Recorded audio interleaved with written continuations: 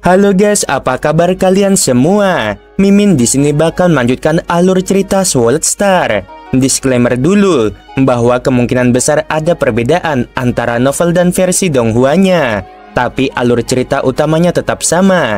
Jadi tanpa ragu, Mimin akan membawakan alur ceritanya. Oke guys, ada Saweria dari Bang Azarnas. Lanjut bro, semangat selalu dan sehat selalu. Terima kasih sudah menghibur kami. Sama-sama ya Bang Azarnas yang udah selalu nge-support Mimin lewat Saweria. Ada lagi Bang Dan juga. Cemilan, aduh makasih banyak Bang Dan 50 ribunya ya. Semoga kalian sehat selalu dan lancar rezekinya teman-teman. Dan apapun masalah kalian hari ini pasti ada solusinya ya. Oke, kita langsung saja lanjut ke videonya. Piramida berdarah tersedot ke tengah pusaran lava yang terus tergerak hingga kedalaman pusaran air. Semakin dalam di pusaran air, semakin mengerikan daya menelan dan gravitasinya. Lo-Feng dan binatang bertanduk emas sama-sama berdiri di ruang kendali dan bisa merasakan piramida berdarah masih berputar. Betapa mengerikannya hal itu. Itu pasti bisa menyaingi ruang sayap putih, pikir Lo-Feng. Hanya dalam badai pedang itulah Menara Bintang akan terbang tak terkendali. Sekarang, Menara Bintang tidak mampu mengendalikan arahnya sendiri dan sepenuhnya mengikuti arah kekuatan menelan gravitasi. Kekuatan di pusat pusaran lava telah membuat hukum mundur dan piramida berdarah itu menjadi cahaya berdarah. Lo-Feng tetap berada di menara saat dia merasakan Menara Bintang yang dihantam oleh miliaran palu. Jie Fanzi memang benar, kata Lo-Feng. Pusat pusaran air memang tempat paling mengerikan di lautan lava. Bahkan harta karun sejati tipe istana puncak pun akan hancur. Hanya harta karun sejati tipe istana tertinggi yang dapat melintasi jalan ini dengan aman. Lo-Feng cukup beruntung. Meskipun ada beberapa harta karun sejati yang agung, ada berbagai jenis harta karun sejati yang agung, seperti dana aurora 5 warna dari sekolah dewa leluhur, harta karun sejati pelindung dari master iblis ilusi, harta karun sejati kapak dari pendiri kapak besar. Tidak satupun dari mereka adalah harta karun sejati tipe istana. Ada cukup banyak harta karun sejati yang agung dari 3 inkarnasi dan 2 tanah suci. Namun, hanya ada beberapa dari masing-masing jenis. Apa yang terjadi pada Master 5 Kekacauan? Apakah dia sudah mati? Lo-Feng bertanya-tanya. Dia juga menyelami lava dan mencoba memanfaatkan kesempatan untuk bertahan hidup.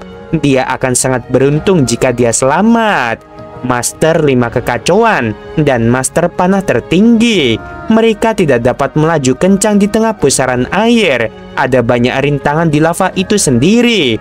Jadi, kecepatannya relatif lambat.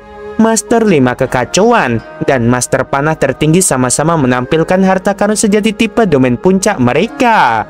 Namun, lava di luar terlalu kuat dan mengerikan, sehingga harta karun sejati tipe domain puncak pun hanya mampu menembus area kecil. Berapa lama waktu yang kita perlukan untuk sampai ke danau air? Master Panah Tertinggi tidak dapat menahan diri untuk bertanya. Kita melaju puluhan kali lebih cepat dari kecepatan cahaya, jadi akan butuh waktu lebih lama melewati seluruh lautan lava. Kita baru menempuh jarak kurang dari 1/10.000. Mata Master 5 Kekacauan berkilau karena kegilaan. Master Panah Tertinggi menjadi putus asa. Berjuanglah, kata Master 5 Kekacauan sambil menatap dengan tajam. Jangan khawatir, aku ada di sini.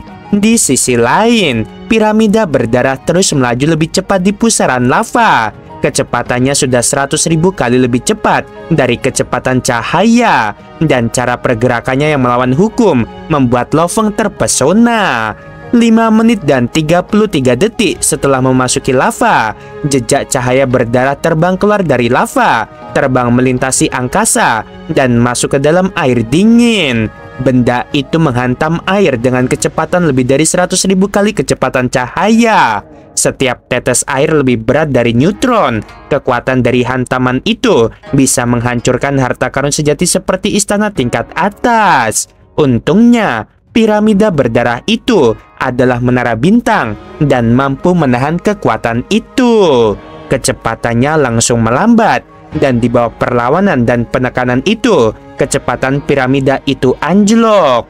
1 menit dan 58 detik setelah piramida berdarah itu memasuki perairan dingin, ia melaju 100 kali lebih cepat daripada kecepatan cahaya. Ia memecah gelombang yang setara drastis memperlambat piramida berdarah itu. Kemudian, ia turun dan mendarat di langit, melayang sekitar beberapa ratus juta kilometer di atas danau. Seorang manusia terbang keluar dari piramida berdarah dan menjadi tinggi 10 meter. Meskipun jalan ini aman, aku tidak tahu apakah jalan ini sudah berubah setelah sekian lama. Lo Fong melihat ke bawah, ke arah danau dan tersenyum. Bagus, aku tiba di tempat berbahaya lainnya. Dia berani melakukan ini bukan hanya karena peta yang ditinggalkan oleh Jie Fanzi, tetapi juga karena dia memiliki menara bintang yang setidaknya dapat menyelamatkan hidupnya. Bahkan jika dia mengalami beberapa situasi khusus, dia merasa itu sepadan karena dia dapat membalas dendam terhadap Master 5 Kekacauan. Lo Fong memandang ke arah danau. Master 5 Kekacauan, istana terlarangmu itu hanya bisa melaju puluhan kali lebih cepat daripada cahaya. Mungkin butuh beberapa hari bagimu untuk melewati lautan lava. Semoga kau bisa melewatinya. Dia memang merasa hebat setelah membalas dendam pada Master 5 Kekacauan yang dapat menyaingi gurunya pemimpin kota kekacauan primal. Hanya para Universe Master dengan harta sejati tertinggi yang dapat melampaui Master 5 Kekacauan. Ini adalah danau air yang membara. Lo Fong mulai merenungkan jalan. Ia perlu sedikit mengubah jalannya. Bagus, aku pernah melewati tempat-tempat yang lebih berbahaya, tapi itu tidak seberbahaya lembah penghancuran dewa. Lo Fong melihat sekeliling ke arah danau air berkobar yang tak berujung. Ia melihat gelembung-gelembung pecah di danau, dan ada api biru di permukaan air seperti alkohol yang terbakar. Air yang menyala-nyala dinamakan demikian karena apinya. Informasi membanjiri pikiran Lo Fong. Meskipun danau air menyala berbahaya, namun jauh lebih aman dibandingkan lembah penghancur dewa.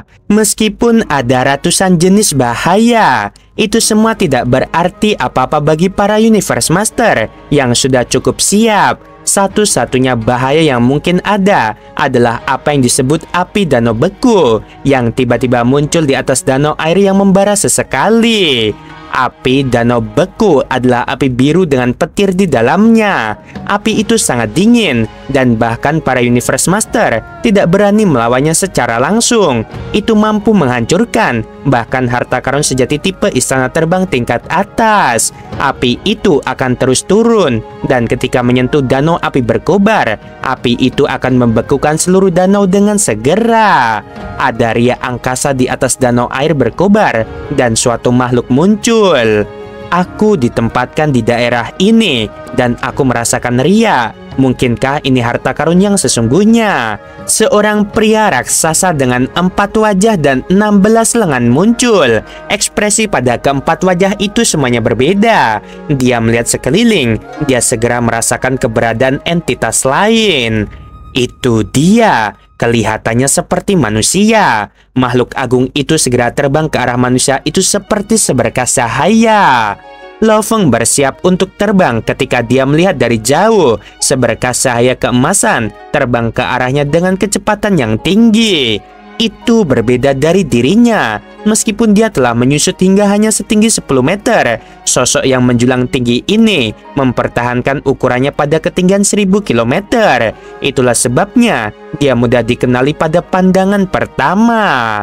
4 wajah dengan 16 lengan. Lo Fong diam-diam terkejut. Itu pasti dari Tanah Suci Bulan Ungu.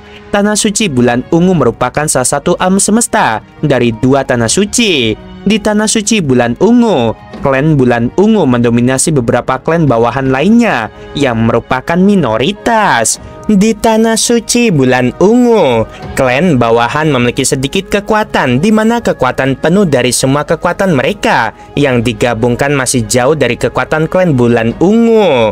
Makhluk agung dari klan Bulan Ungu memiliki penampilan yang sangat unik. Anggota klan Bulan Ungu dari garis keturunan paling murni memiliki 8 wajah dengan 24 lengan. Kelompok paling murni kedua akan memiliki 4 wajah dengan 16 lengan. Dan kelompok berikutnya akan memiliki 3 wajah dengan 8 lengan. Yang paling biasa hanya akan memiliki 1 wajah dengan 2 lengan. Ini juga berarti bahwa secara internal klan Bulan Ungu terbagi menjadi 4 kelas. Mereka yang memiliki 8 wajah dan 24 lengan adalah kelas yang langka. Tetapi garis keturunan mereka adalah yang paling murni dan mereka memiliki potensi terbesar. Namun, bagi mereka yang lemah di klan Bulan Ungu, begitu seseorang menjadi Universe Master, maka tidak akan ada lagi perbedaan antara kelas atas dan kelas bawah. Bagaimanapun, semua orang akan menjadi makhluk yang sangat hebat. Kedua tanah suci itu sangat kuat, tetapi karena alam semesta tanah suci adalah alam semesta mini, tidak mungkin ia dapat mengembangkan para Trugat. Jadi, selama bertahun-tahun yang tak terhitung jumlahnya, makhluk-makhluk agung tanah suci Bulan Ungu yang berhasil mengembangkan diri hingga ke tingkat Universe Master akan mencapai batas mereka. Mereka tidak akan pernah dapat mencapai terobosan lagi. Lo Feng tercengang. Dikatakan bahwa setiap Universe Master yang menjelajah selalu berhasil memahami teknik-teknik tertinggi. Ada hampir 100 kelompok kekuatan di samudera alam semesta. Tidak diragukan lagi, 2 alam semesta tanah suci adalah yang terkuat. Selama 3 era reinkarnasi, siapapun dapat dengan mudah menekan alam semesta tanah suci. Namun tidak ada satupun era reinkarnasi yang mampu bersatu sepenuhnya. Inilah sebabnya dari hampir 100 kelompok kekuatan, kedua alam semesta tanah suci tidak diragukan lagi tetap menjadi 2 kekuatan terkuat. Selain itu, mereka sangat terpisah karena mereka tidak perlu khawatir bertemu dengan kiamat. Mereka dapat bertahan hidup selama beberapa generasi era reinkarnasi. Hal ini membuat makhluk-makhluk hebat dari kedua alam semesta tanah suci mengembangkan karakter unik mereka sendiri.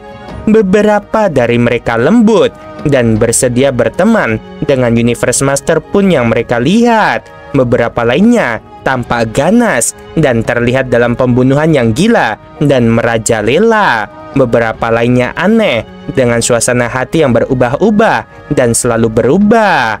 Kesimpulannya, tidak ada kekuatan absolut yang menekan mereka. Universe Master mereka melakukan hal-hal sesuai dengan preferensi pribadi, dan mereka semua berbeda. Satu-satunya kesamaan adalah kesombongan bawaan mereka. Sebagai bagian dari 2 tanah suci, mereka memandang rendah 3 era reinkarnasi.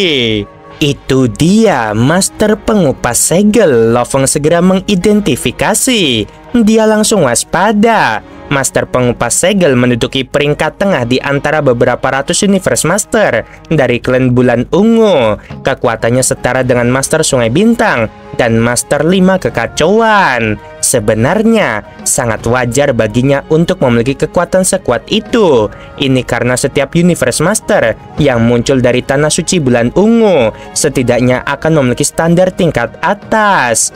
Benar sekali kata Lo Feng pada dirinya sendiri. Setelah berkultivasi selama puluhan atau ratusan era reinkarnasi, aku rasa bahkan belasan Universe Master dari ras manusia akan mampu mencapai standar Master Pengupas Segel. Mereka tidak lebih kuat dari kita, yang mereka miliki hanyalah waktu yang cukup untuk berkultivasi. Apakah kaum manusia pemimpin sayap perak dari alam semesta asli? Tanya sosok manusia yang terbang dari jauh. Lo Feng melayang di udara, tinggi di atas danau dan tersenyum ramah. Master Pengupas Segel berhenti dan menatap Lo Feng.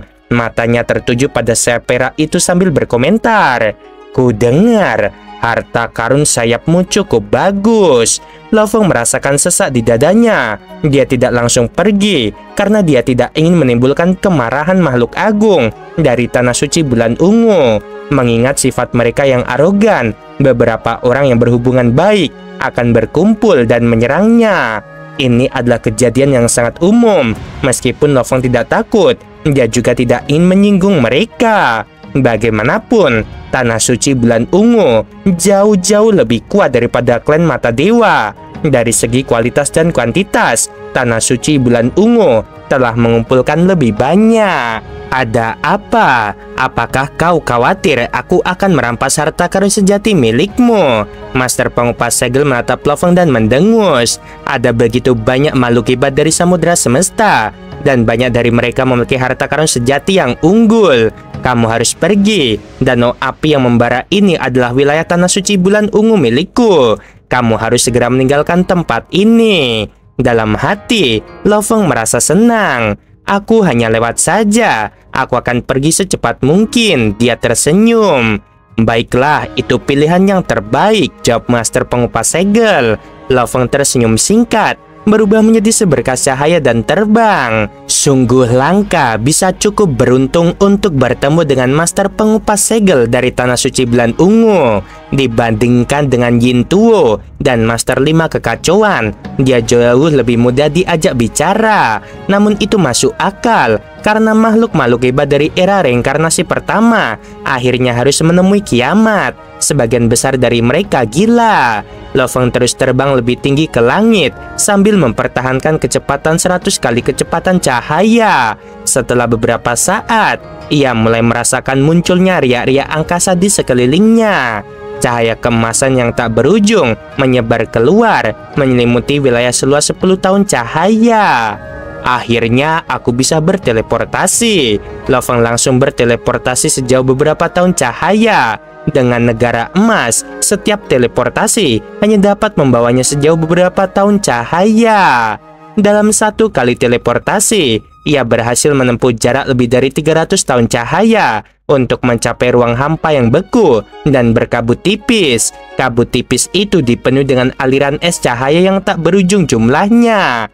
Tidak ada yang bisa dia lakukan. Bahkan bagi mereka yang sekuat mendiri kapak besar, butuh ribuan dan jutaan tahun untuk mencapai wilayah terdalam dari tanah berbahaya adalah hal yang normal. Berdasarkan perkiraan Lo Feng, untuk menyeberangi area danau api berkobar yang luasnya mencapai 10.000 tahun cahaya akan membutuhkan waktu 1 atau 2 bulan. Karena itu adalah tempat yang relatif berbahaya. Sebuah berita mulai menyebar melalui era reinkarnasi pertama. Berita ini membuat banyak makhluk super hebat dari era reinkarnasi pertama khawatir.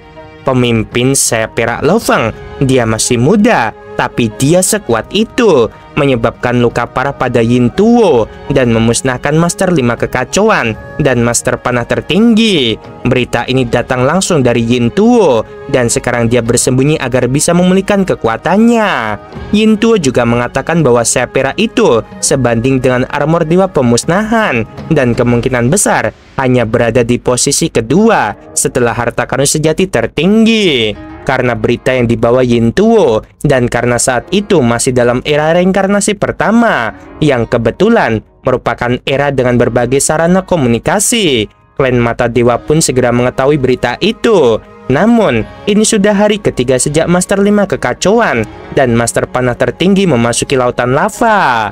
Klan mata dewa merasa cemas. Meskipun mereka sangat kuat, Master 5 kekacauan adalah makhluk agung teratas di antara mereka semua. Kedudukannya jauh lebih tinggi daripada Master Anyong. Segera, di alam semesta miniatur pertama klan mata dewa, 12 sosok diteleportasi ke gerbang Istana Hitam milik Master 5 kekacauan. Dari Istana Hitam, sebuah sosok melintas. Sosok itu adalah avatar Master 5 kekacauan.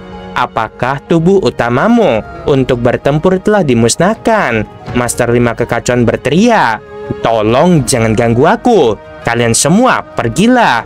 Tubuh utamaku untuk pertempuran belum dimusnahkan, tetapi berada dalam situasi hidup dan mati di tengah lautan lava. Dia berjuang untuk tetap hidup. Sekarang hidupku tergantung pada seutas benang. Semua kesadaranku terfokus pada tubuh itu. Jangan ganggu aku." Mereka pun sadar dan segera pergi. Mereka tidak berani mengganggunya lagi. Namun, sekadar berbicara telah menyita cukup banyak kesadarannya. Yang membuat klan Mata Dewa marah adalah hanya setengah hari setelah para Universe Master ini mencari Master 5 kekacauan untuk mendapatkan jawaban. Avatar milik Master Panah Tertinggi dimusnahkan dan lenyap begitu saja. Sebelum menghilang, dia hanya meninggalkan satu baris ucapan. Habisi pemimpin saya perak Lo Feng dan balaskan dendamku. Di dalam lautan lava, Will terbang bergoyang tak beraturan saat terbang dengan kecepatan tinggi. Keadaannya sangat buruk. Ada banyak bekas luka. Yang paling mencolok adalah 4 lubang yang menembus seluruh kuil terlarang. Aku harus bertahan hidup. Aku harus keluar dari sini hidup-hidup. Master 5 kekacauan berada di dalam kuil terlarang yang hancur parah. Dia menggertakkan giginya keras-keras, menjadi gila dan tak tertolong. Pada hari kedua, setelah klan Mata Dewa menerima berita tersebut, yang juga merupakan hari keempat setelah Master 5 kekacauan keluar dari lautan lava, berita yang disebarkan oleh Yin Tuo diteruskan ke Tanah Suci Bulan Ungu. Makhluk agung dari Tanah Suci Bulan Ungu memiliki berbagai macam temperamen. Beberapa dari mereka bersifat damai, sementara beberapa lainnya sangat agresif. Setelah hidup abadi tanpa harus khawatir tentang kematian, beberapa menjadi ekstrim, jahat, dan gila karena mereka tidak dapat menjadi True God. Ada 3 tingkatan dunia di Tanah Suci Bulan Ungu. Tingkat pertama adalah tempat tinggal para pejuang Undying. Para kesatria tinggal di tingkat kedua. Para Universe Master tinggal di tingkat ketiga. Seorang pria berambut emas berteriak di depan istana dewa berwarna putih dengan kubah. "Mengapa kamu di sini, Panke?" tanya Master Pengupas Segel sambil berjalan keluar sambil tersenyum. "Kau pernah bercerita padaku sebelumnya bahwa kau menemukan manusia bernama Lo Feng di tempatmu bertugas," kata Master Panke. "Ya, memangnya ada apa?" tanya Master Pengupas Segel dengan bingung. "Aku mendengar beberapa berita di tebing bulan ungu tadi." Setelah Master Panke menceritakan seluruh kisahnya, matanya berbinar saat dia menambahkan dengan penuh semangat. "Danau air berkobar milik Tanah Suci Bulan Ungu kita, dan itu adalah tempat berkumpul kecil di wilayah dalam kita. Ada 3 Universe Master termasuk kamu dan aku. Ini adalah kesempatan yang luar biasa. Harta karun sejati yang istimewa, yang hanya kalah dari harta karun sejati tertinggi. Itu tak ternilai. Begitu kita mendapatkannya, kita dapat mengendalikan ruang, dan dengan harta karun sejati tipe domain puncak, kita bisa menjadi tak terkalahkan dalam mengendalikan wilayah." Master Pengupas Segel merasa bersemangat. "Baiklah, ayo kita pergi. Ini kesempatan sekali seumur hidup. Kita harus melakukannya sekarang." "Di mana Lo Feng?" tanya Master Panke. "Baru beberapa hari," kata Master Pengupas Segel. "Dia masih di Danau Kobaran Api. Berdasarkan tempat terakhir kali aku bertemu dengannya dan arah yang ditujunya, aku bisa menebak di mana dia berada. Suruh Yoya menghentikannya di suatu set koordinat. Kita bisa mengepungnya." Di dalam alam semesta miniatur pertama klan Mata Dewa, puluhan makhluk sedang menunggu. Master Panah Tertinggi itu hanyalah seorang Universe Master yang biasa-biasa saja. Namun Master 5 Kekacauan adalah salah satu pemimpin klan Mata Dewa. Jika dia mati, reputasi ras dan harta bendanya akan hilang. Ada sebuah ruang di persimpangan antara lautan lava dan danau api berkobar. Ruang itu terpelintir dan dingin serta panas yang ekstrim bergabung di sini. Seekor binatang buas yang aneh telah merobek lautan lava dan terbang ke angkasa. Binatang itu memiliki 4 kuku, 3 pasang sayap, dan 9 ekor. Pada saat yang sama, binatang itu memiliki 5 kepala dan tanaman merambat di sekelilingnya. Seekor kadal bertanduk tunggal, kepala naga yang dikelilingi api. Ia adalah makhluk agung dari klan Mata Dewa, yaitu Master 5 Kekacauan. Master 5 Kekacauan berkilau karena kegilaan. Ada beberapa bekas luka di baju besi hitamnya. "Aku keluar hidup-hidup." Master 5 Kekacauan menggertakkan giginya dan mengepalkan tinjunya. Tubuhnya gemetar. "Aku sudah lama tidak mengalami hal seperti ini. Pemimpin saya perak Lo Feng, kau memang mengesankan. Istana terlarangku hancur. Untungnya, armor dewa pemusnahanku dapat menjadi 5 dewa binatang, dan 5 dewa binatang dapat menyaingi harta karun sejati tipe Istana Puncak. Aku sangat menyesalinya. Seharusnya aku melakukan teknik terkuatku saat pertama kali bertemu dengan Lo Feng. Lo Feng, aku akan mengajarimu arti sebuah penyesalan. Master 5 Kekacauan melambaikan tangannya dan mengeluarkan pesawat luar angkasa yang ditinggalkan oleh Master Panah Tertinggi. Itu adalah harta karun sejati tipe Istana tingkat atas. Pesawat ruang angkasa itu memasuki danau air membara yang dingin. Oke guys, sampai sini dulu. Mohon maaf 2 hari ini Mimin uploadnya malam ya. Mungkin 1 minggu ke depannya juga, dalam seminggu ke depan bakal lebih malam ya. Entah ya, pokoknya Mimin lagi sibuk teman-teman. Mohon maaf banget ya. Sebelum video berakhir Mimin mau bilang sungguh membagongkan. Terima kasih.